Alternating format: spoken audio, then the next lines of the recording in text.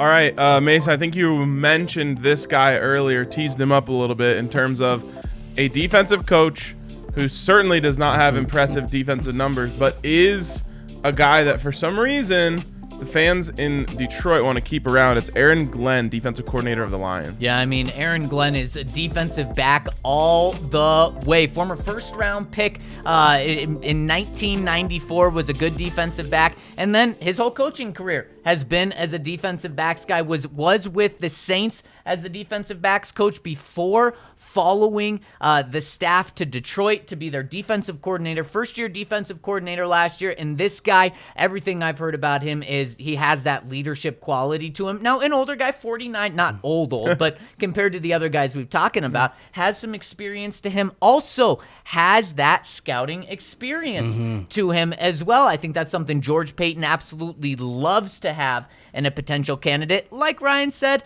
the Lions defense, not only were the Lions bad last year, their defense was pretty darn bad, the second worst in the NFL. So you're not bringing him over here because of what he's done in the NFL as a defensive guy. It's who you think he is as a leader and who you think he can bring with him and the staff he can create. Yeah, that's the key, because on the surface, Aaron Glenn, coming from a defense that was 31st in points allowed, 29th in first down rate, 29th in yards per play, 29th in total defense. That's going to be a tough sell, especially that's his only year as a coordinator.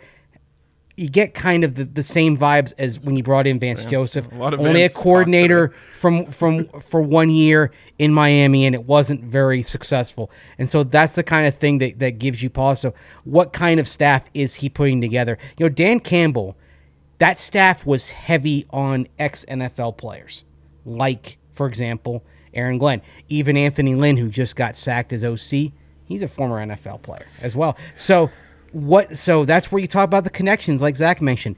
What kind of staff does he put together with the connections that he's made around the league? Yeah, I got to be honest, guys. This one gives me the least excitement. You know, if every time I've read this name, there was a meter that went 0 to 10, the meter just shook a little bit and then went back.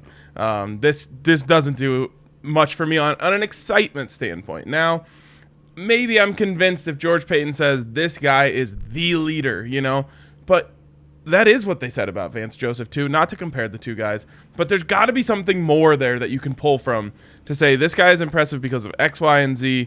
And if all you can point to is he's a leader of men, I'm going to have some red flags going up. Maybe they say leader of players. That's what he is. No, but there is nothing that can sell Aaron Glenn. And I'm sorry for that, but I am not going to bash the Broncos for interviewing anyone and everyone, no matter what their candidacy, what their record is, what their path is. I think it's great. The more people, the better. And I've had a lot of people ask me on Twitter, is there a limit? No, there's no limit. They could interview everyone. Obviously, it just extends the process, and you might lose a guy by doing that, so that's why you wouldn't do that. But for me, I love that they're interviewing him.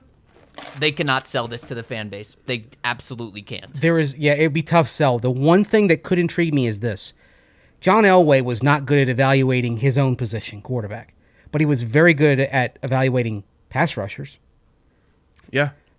Aaron Glenn, is he good at evaluating quarterbacks because as a corner, he faced them, and he has that scouting background. That's one thing that I'd want to pick his brain. You'd be going on a limb if you did that. You've heard about going 6 to midnight. I went 6 to 5:30 when I heard that name.